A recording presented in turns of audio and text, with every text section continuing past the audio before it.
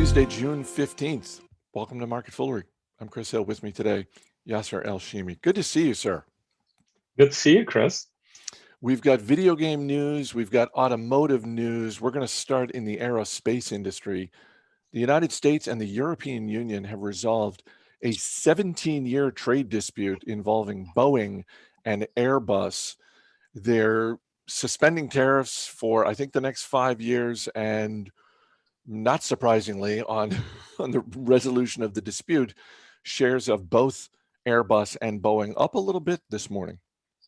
It's a day to cheer for sure for both Airbus and Boeing shareholders. And let me just say the best business after a monopoly is a duopoly, and that's exactly what we have here. Airbus has a 45% market share to Boeing's 43%. And so policymakers on both sides of the Atlantic are not actually trying to get more competition in that sector. In fact, both American and European governments have for long showered both companies with subsidies, and they've been litigating each other over it at the World Trade Organization. And we have seen over the past few years, the Trump administration had imposed duties worth roughly $7.5 billion on European products after the WTO ruled that the EU had given unfair subsidies to Airbus. And shortly afterward, the EU imposed tariffs for about $4 billion on US products, also on the back of another WTO ruling that the US had given illegal aid to Boeing. But what we're seeing now is that probably both sides have finally woken up to realize that this cozy duopoly in the plane making industry cannot be taken for granted any longer. We have seen a slew of plane manufacturers springing up in China, Russia, Japan, Canada, and Brazil over the past decade or so. And I imagine the success of the Commercial Aircraft Corporation of China, or COMAC, is really weighing on the minds of Western government officials here. Yeah, I mean, these are, I have to say, as an investor, I absolutely agree with you, with your opening statement, that anytime you can invest in a monopoly, you should do it. Anytime you can invest in a duopoly, you have to take a long look at it. And yet, even though these have been the two dominant players for a long time, I've never felt compelled to buy shares of either. Over the long term, they've rewarded shareholders, but this seems like the stock should be up more. I get that they're up slightly on a day when the market as a whole is down. So, maybe if the market was flat, we'd be talking about these stocks up 2-3%, something like that. But right. I don't know. It doesn't seem like the buy signal that maybe some would have thought would come at the end of, and again, it's a 17-year trade dispute between the EU and the US. Yeah, so I mean, as I said before, it's the second best thing after monopoly. So for all of those investors who bought shares in the FANG names, Facebook, Amazon, Netflix, and so on, they have benefited tremendously from the fact that many of these companies effectively own the sector that they operate in. And for example, Google search is something like, I don't know, has a market share of over 90% of search in the United States. That's just incredible. However, the reason many investors may have not been as keen on this, as I said, duopoly of companies, Airbus and Boeing, may be related to the fact that the aviation industry in general tends to be cyclical, as opposed to a secular sort of growth, similar to those software companies. So, they can be exposed to fluctuations in economic cycles and travel demand and so on. But I would say also that over the past 10 years or so, both, companies have done very well, in terms of share price and performance, but also demand for global travel has just exploded.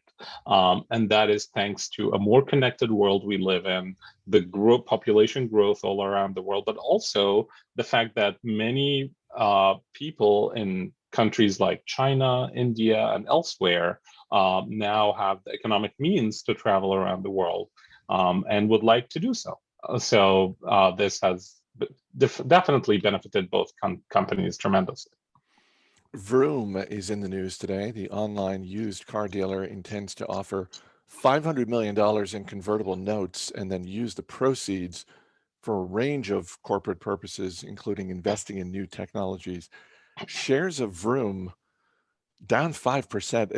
Is that, what do you read into that? Because one way to read that is investors don't have faith that management is going to do a good job of spending $500 million. Yeah, so, again, for those who may not be familiar with Vroom, Vroom is an e-commerce platform for buying and selling used car in the US. They have about a $5 billion market capitalization. So when you get $500 million, when you issue $500 million in debt, that's a big chunk change for a company that size. And here's the thing, Chris, like it's really expensive to run a national dealership for used cars with all the logistics, regulations, and customer services associated with that. Just ask Carvana. But Carvana is actually close to becoming profitable as it benefits from scale and very high rates of customer satisfaction compared to other dealerships in the business. And this success, I would say, of the Carvana model that has inspired many copycats in the business, including Vroom, Shift Technologies, and even in Europe, companies like Kazoo in Britain and Auto1 in Germany. So, there has been a secular shift as well in the way that we buy and sell cars, and I'm happy to talk about that if you would like.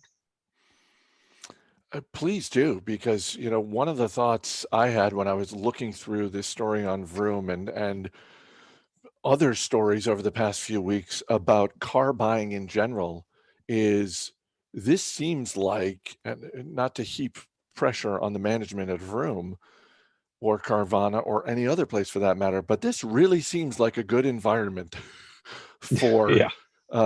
people in this line of work. There is huge demand for cars. There is not a ton of supply, or certainly less supply than we've seen in the past. So if Vroom and Carvana can't get closer to profitability over the next 12 months, they may not be going about this the right way.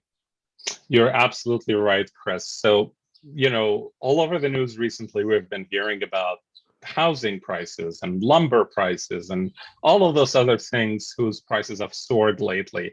And used cars are actually no exception. They're hard to find and they're expensive to purchase.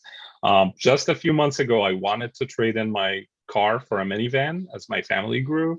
And I requested a quote in December for my car from an online dealership.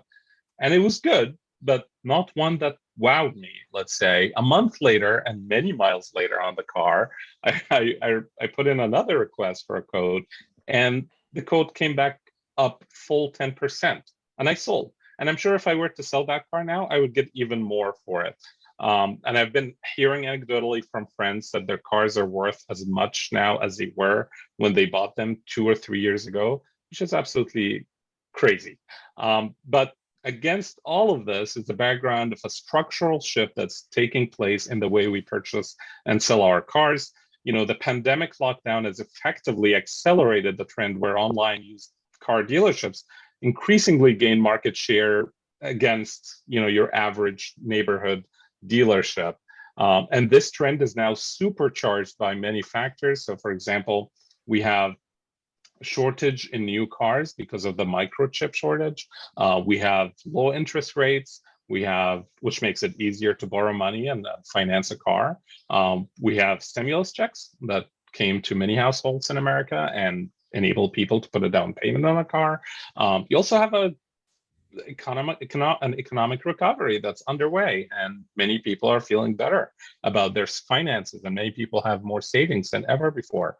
And finally, I would say the acceptance of the e-commerce as a model of transactions, even for expensive large purchases. This has been validated sort of across the board. Many Americans are shifting towards e-commerce as their first choice of how to conduct business and how to transact. And the used car industry is no exception here. So when you look at the various businesses involved here, are there enough factors going in the direction of businesses like Carvana and Vroom, that as an investor, you think to yourself, okay, I want to put a little money to work in this industry? Or do you look at this and say, no, come back to me when you're profitable?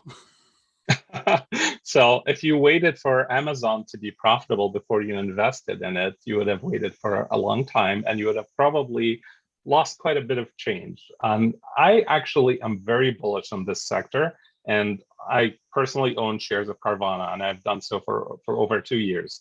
And the reason is I believe that the unit economics of the business is actually favorable, especially to companies that can scale as well as Carvana has so far. And in fact, that company is close to becoming profitable, unlike other competitors in that business. And despite the much higher comps than, say, Vroom, it is actually growing twice as fast as Vroom. So that is one company I really like in this market. Here's a business we've never talked about in the more than 2,000 episodes of MarketFoolery that we've done over the past decade plus. CD Projekt, which is a video game company based in Poland. For those not familiar with CD Projekt, they may be familiar with Cyberpunk 2077, which I don't know if that's their flagship game, but it's certainly a well-known game. And shares of CD Projekt are up 6% on reports that Cyberpunk 2077 is being added back to the PlayStation Store. Is this, I have a couple of questions here, but first, is it safe to assume that the version of the game that's being added back is a new and improved version of the game? I would hope so, Chris, because the first version that they released was an absolute disaster. And that is an understatement, maybe. Now, as you said, CD Projekt is a Polish company that makes video games, and they've sort of shot from, let's say, out of nowhere to become a household name with a couple of AAA video game titles, including one you might be familiar with, Chris, The Witcher, which became a Netflix show later, and the other one, Cyberpunk. Now, for those who may not be familiar with Cyberpunk, it's a game that makes you feel like you're in the midst of a psychedelic-infused dystopian future. It was very unique, very avant-garde when it was first released several years ago, and the gaming community became extremely loyal to this company as a result of both of these games. Now, when gamers were sitting at home in the lockdown last year waiting for Cyberpunk 2077, and there was a lot of fanfare and a lot of pent-up anticipation for that release. Yet it seems that the studio, CD Projekt here, released it before the game was really ready for prime time. It was notoriously buggy and, in fact, almost unplayable on the next-gen consoles that both Sony and Microsoft had released last year. So both Microsoft and Sony pulled the title off their digital storefronts and even offered refunds for disappointed gamers. The stock of CD Projekt predictably cratered and short interest mounted. So I believe about 15% of the share float of CD Projekt is shorted. So when you have any bit of good news, like we had today with Sony introducing the so-called wish list button for the Cyberpunk game, you're bound to see a big reaction in the stock, where we have what is called a short squeeze. So this news means that maybe in the near future we're going to have a re-release of Cyberpunk 2077 on the PlayStation platform, and whether or not this game is actually going to work this time remains to be seen, and whether gamers are going to sort of race back to embrace this title again also remains to be seen. But for now, let's just say shorts are having a bad day and investors are cheering the news. Maybe I shouldn't be surprised by this, but I am surprised that the short interest on a video game company like CD Projekt is as high as it is. What do you attribute that to? Is it just the thinking that they had a lot riding on Cyberpunk 2077 and they completely blew the launch of it? Is the thinking that, well, if they're going to be that careless, with a franchise like that, then this is a company going to zero. Let's just say that the release of Cyberpunk 2077 should be a case study in business schools of what not to do as a management team. Here we had the company put a lot of effort and money into advertising the release of the game, committing their developers and their programmers to an unrealistic deadline, and then just going ahead and releasing the title before it was ready to work without problems.